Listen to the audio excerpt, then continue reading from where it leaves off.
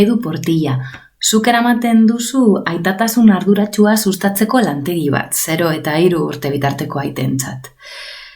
Hasteko, azaldu proiektua, nolakoa den, eta zergatik da beharrezkoa aitatasun tailer bat. Hau bosgarren aldiz egiten dugu jarraian, azkeneko 5 urtetan egin dugu, eta Vitoria-Gasteizko hezkuntza zerbitzuak antolatuta. Egia esan, da onerako ikastaroak sustatzen dituen erakundetariko bat, ze azkeneko aitatasun lantegiak egon dira, udal askotan, herri askotan, eta nik ezagutzen dudana, udalandietan mantentzen duena. Beraz, galdetzen zenuen zergatik den beharrezkoa.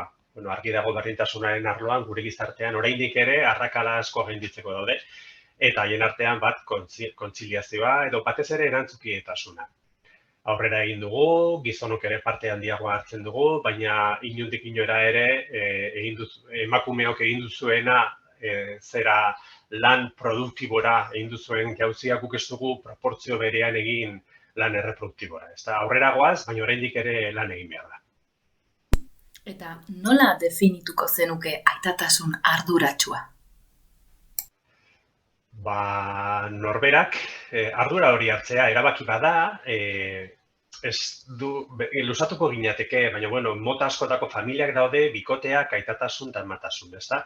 Baina lantegi honetan parte hartzen dutenak, egia esan orain arte, bikote heteroak izan dira, eta orduan bien arteko erabakia da, emakume eta gizon bat, ezta? Bakit estereotipoetara ez dukula jauzi, ez? Baina, kasu honetan, bien arteko erabakia da, eta orduan norberak erabaki bat hartzen duenean, hartu behar du. Oso erraza da ulertzen, baina gero errealitatera eramaten ez. Enpresa munduan, bi pertsonek enpresa bat sortzen dutenean, biak inplikatzen dira topera. Ez da berdin gertatzen aitatasun eta amatasun kontuan. Ez da orduan oso erraz ulertzen da, pertsona guztiok ulertzen dugu. Zer den ardura hartzea, beste gauza bada, gizartean ditugun aurreiritzi estereotipoak ikusita, ez dela horrela egiten.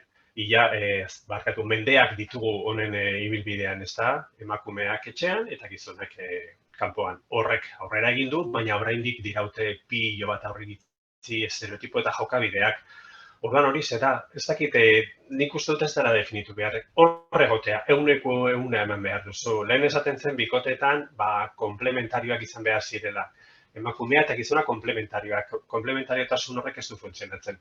Ez dute eguneko 50 jarri behar, biek eguneko 100 jarri behar dute. Edo jarri behar dugu. Eta orduan, asko zerrazago egiten diren gauzak. Gizonok hori ulertu behar du. Tailer horietara joaten diren gizonek, zer eredu izan dituzte aita bezala? Hori oso galdera interesgarria da. Gure saioetan bat egiten dugu, lehenengo saioa egiten dugu, gure aiten legatua zein izan den ze jaso dugun, ez da? Eta guztiek esaten dute, beraien aitek lan asko egiten zutela etxetik kanpo, beraiekin arduratzen zela, baina egon ez zen haien errealitatea, ez da? Ama egoten zen beti, eta hori oso nik asko lantzen dut beraiekin, orain nolako harremana daukaten aitarekin eta amarekin. Orain haiek 40 piko urte izan da, zen nolako harremana daukaten, eta oso bestelakoa esaten dute. Berdin maite dituzte biak, baina modu desberdinetan maite dituzte. Bizitzaren gauza sakonetarako, importantenetarako, funtsezkoetarako amarekin egoten dira. Eta bestelako gauzetarako aitarekin egoten dira. Aisialdian, lan munduan, kirolan, bestelakotan, hortan. Baina benetako arimaren beharrak amarekin lantzen dituzte, ezta?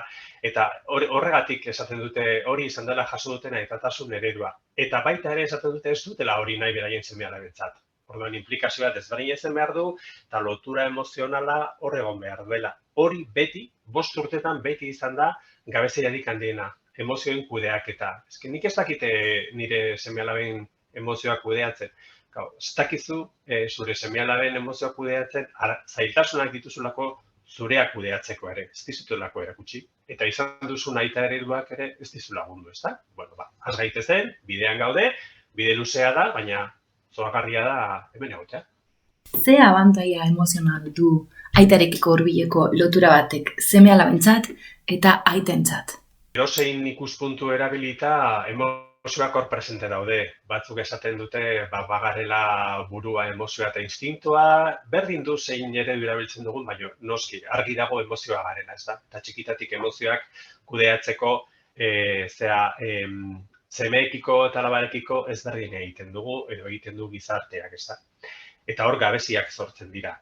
Lotura hori ondo sendo eraikitzea txikitatik oso importantea da.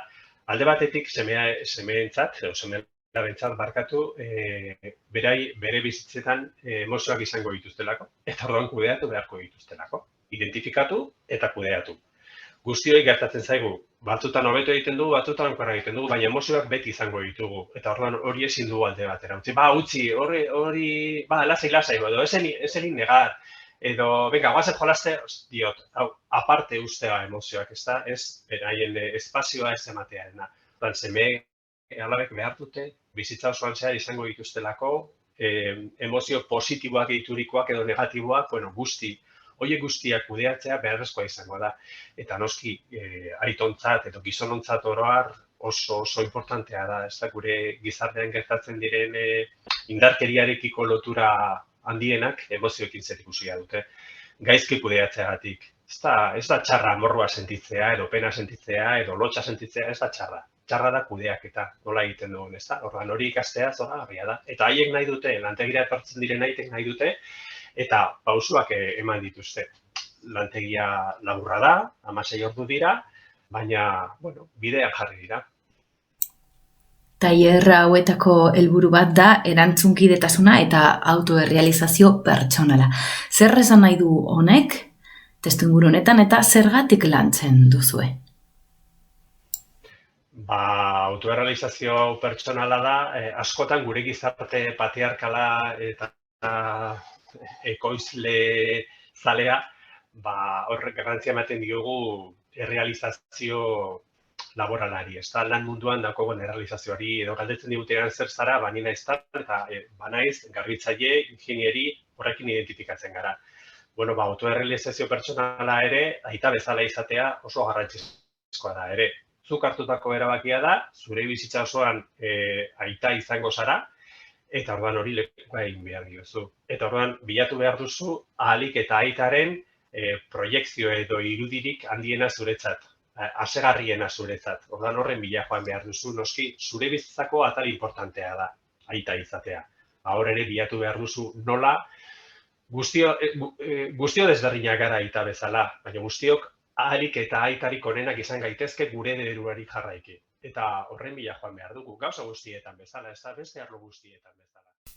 Gaur egun gehiago dira seme-alabak zaintzeko eszedentziarako, lanaldi murrizketarako lanbaimenak hartzen dituzten emakumeak. Joera hori aldatzen ari da, lehenengo galdera, eta bigarrena nola inplikatu gehiago gizonak. Joera pixkat aldatu da.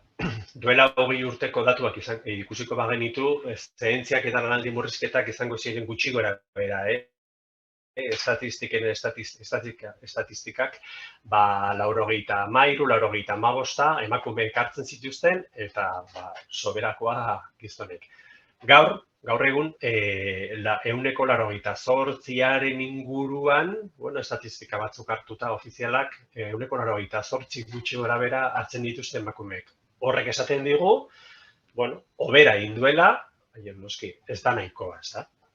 Gauza asko aldatu behar dira, lan munduan gauza asko aldatu behar dira, politika munduan erreferenteak ere izan behar dira, gizonezkoak ere bai, kirol munduan ere bai oso garrantzizkoa ere bai, oso importantea da zenbat emakumek usten duten kirola eta zelako bat izan dituzte, noski.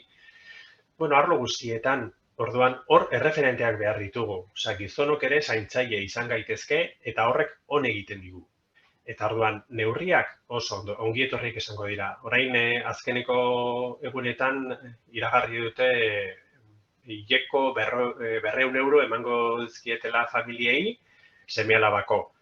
Lagungarria da, baina horrek ez du jaiotze tasa izugarrian dituko. Hori, pizgarri bat izan daiteke, baina beste neurri batzuk lagunduta etorri behar du, ezta? Bide hori oso luzea, nik uste dut. Emakumeok gehiago mugitu zarete, gizonok oso gutxi mugitu gara gogoratu behar dugu aitatasun baimena borrokatu zutenak emakumeak izan zirela. Aitatasun baimena. Bueno, berez hori gizonok begiratu bat eman behar diogu eta benetan nahi baldin badugu aitatasun arduratsua eta kontzientea izan, guk egin behar dugu aurrera pauso bat. Eta bukatzeko, zer aldaltzen da aitatasun arduratsua lotzen duten gizonentzat? Aldatzen da batez ere seme-alabekin egoteko modua, bikotearekin egoteko modua eta inguruan dituzten pertsonekin egoteko modua ere aldatu alda. Nik ez dut esan nahi, 16 urdurekin bizitza alda daitekela, ezta? Baina lehenengo pauso bada, nola beste pertsonekiko harremanetan, beste modu batez hurbildu altzara. Oso puntu interesgarria orain arte aipatu ez duguna da zaurgarritasuna edo vulnerabilitatea. Aita izan garenean eta ama izan zaretenean suposatzen dut guztio konturatu gara batzutan ez dakigula zer egin, gainezka egiten digutela egoera batzuk eta hor bai gure zaurgarritasuna agertzen da. Gauzatzuk ezin kudeatu eta hori onartu egin behar da eta esatea nik ezin dudanarekin, batzutan ez dakit, batzutan laguntza eskatu behar dut, batzutan norbaiti kontatu behar dio ze gertatzen zaidan, sozializatu behar dugu zer gertatzen zaigun aitatasunarekin. Hori sozializatzen dugun heinean, nik batzutan esaten die, hurbileko gizon batekin, hurbileko aita batekin partekatu. Nola sentitzen zaren, zer duzun. Nik esaten dietea paseatzeko adinean dauden, porque paseatzeko adinean ikustu apiku urtetan sortzen da dena gaur ez. Oso modu ona da, horri buruz hitz egiteko, patxadas, lasai, ez taberna batean kriston zaratarekin, baizik eta topatzea lekutxo bat, eta beste gizon batekin partekatzea benetako gauzak gertatzen zaizkizunak aitatasunarekin. Hori partekatu. Eta horrek harremanak aldatu ditu. Aita sareak sortzeko esaten diet. Aita sareak sortu elkartu beste batzuekin, umeekin edo ume barik berdin du, baina hori buruz hitz egin behar duzu ere bai. Beste gauzai buruz ere bai, baina aitatasunari buruz hitz egin behar duzu. Oso importantea da.